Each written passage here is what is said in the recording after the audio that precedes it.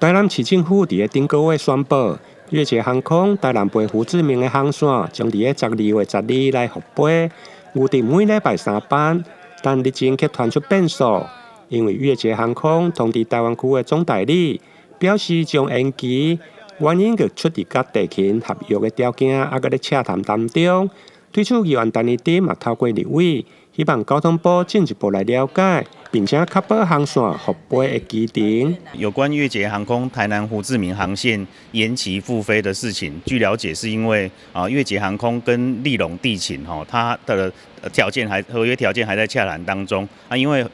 越捷航空是属于那个外籍航空，所以它在跟国内的这个地勤公司在洽谈的时候，它的条件会比较复杂所以他们现在洽谈的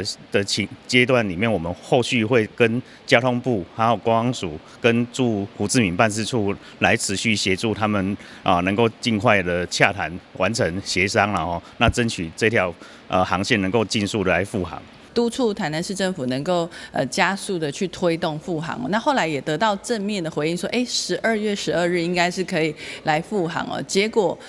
又传出说可能这一天没有办法正式的来复航而且陆陆续续有民众接到航空公司来通知取消所以让民众非常的焦急所以到底这个航线什么状况所以我们也就马上跟陈廷飞委员反映那委员也马上在台北邀集这个交通部这些官员们一起来处理这个事情也希望说能够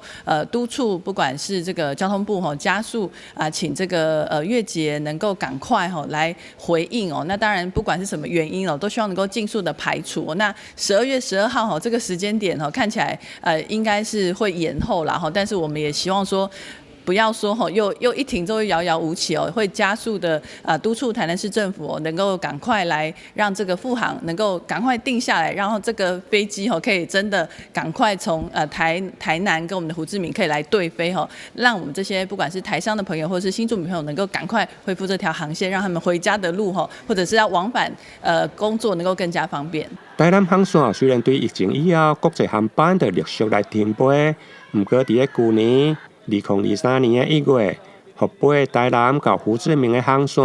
平均载客率还有66%以上，但到去年10月也是停飞。对此，市府观光旅游局表示，因为越捷航空是国际公司，